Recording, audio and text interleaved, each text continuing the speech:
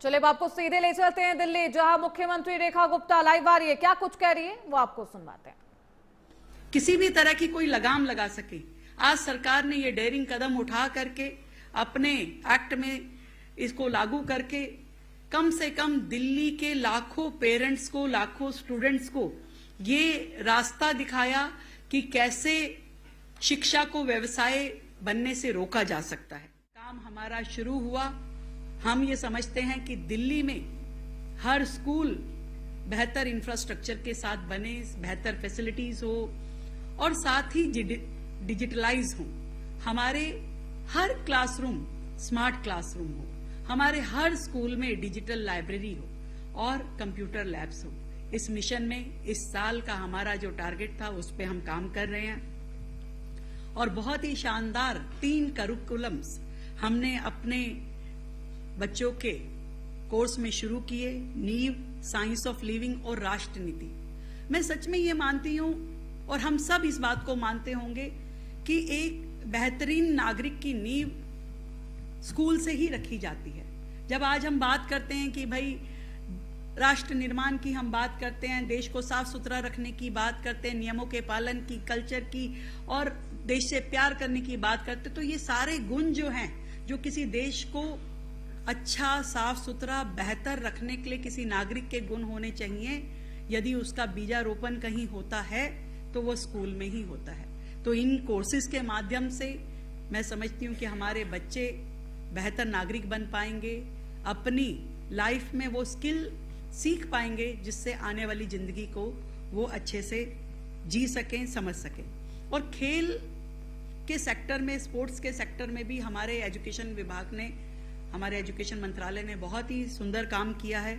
एक शानदार इवेंट दिल्ली खेल महाकुंभ आजकल चल रहा है, जिसमें 25,000 से ज़्यादा स्पोर्ट्स पर्सन्स ने अपनी रजिस्ट्रेशन की। 1 महीने का ये इवेंट दिल्ली के कोने कोने में चल रहा है और जितने भी स्टूडेंट्स इसमें पार्टिसिपेट कर रहे हैं उनकी परफॉर्मेंस निकल के आ रही है, नए खिलाड़ी तैयार हो रहे हैं।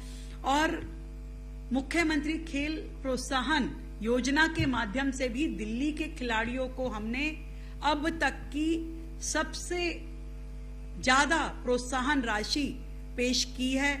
अब तक की दिल्ली सरकार की भी और देश के अन्य राज्यों से भी ज्यादा हमने अपने स्पोर्ट्स पर्सन को प्रोत्साहन राशि देने का निर्णय किया। ओलंपिक, पैरालंपिक जो हमारे मेडलिस्ट होंगे उनको हम 7 करोड़ रुपए, गोल्ड मेडल लेके आने वालों को, सिल्वर को 5 करोड़ और ब्रॉन्ज को 3 करोड़।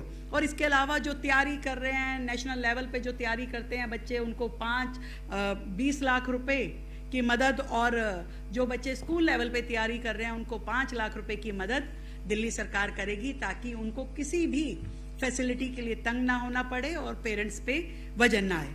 और इस बात की भी हमें खुशी है कि जो पिछली सरकार नहीं कर पाई, उनके समय की स्कॉलरशिप के जो अमाउंट थे, जो उन्होंने सालों से रोके रखे, दिए ही नहीं। मुझे आज भी ये लगता है कि इन बच्चों का क्या कसूर था कि उनकी स्कॉलरशिप रोक ली गई, उनको अमाउंट नहीं मिला। ऐसे 44 करोड़ रुपए की राशि हमने बच्चों को स्कॉलरशिप की अपने कार्यकाल शुरू होते ही दी। नए प्रोजेक्ट में हमने दिल्ली में एक बेहतरीन एजुकेशन सिटी के नाते नरेला में 1360 करोड़ की लागत से जमीन ली है, जिसपे बहुत ही शानदार एजुकेशन सिटी बनाई जाएगी। और घेवरा में जो स्पोर्ट्स यूनिवर्सिटी का प्लान सोचा जा रहा था उसको भी हमने गति देना शुरू किया है। दिल्ली के लोगों के लिए, दिल्ली के बच्चों के लिए शानदार स्पोर्ट्स यूनिवर्सिटी दिल्ली में बनेगी।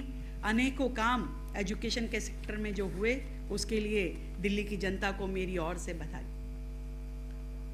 अगला बात जो मैं कहना चाहती हूँ, जो दिल्ली की ज़रूरत हमेशा से रही, पिछले सरकार कहती थी या पिछले मुख्यमंत्री जी कहते थे कि जब उनसे कोई पूछता था कि आप दिल्ली को क्या बनाना चाहते हो, वो कहते थे लंदन बनाना चाहता हूँ, पेरिस बनाना चाहता हूँ।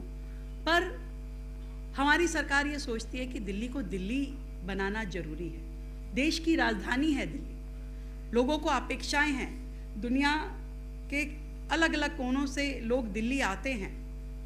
ऐसे में दिल्ली का इंफ्रास्ट्रक्चर जो है वो वर्ल्ड लेवल का होना बहुत ही जरूरी है। दिल्ली की जरूरतों को पूरा करने वाला होना चाहिए।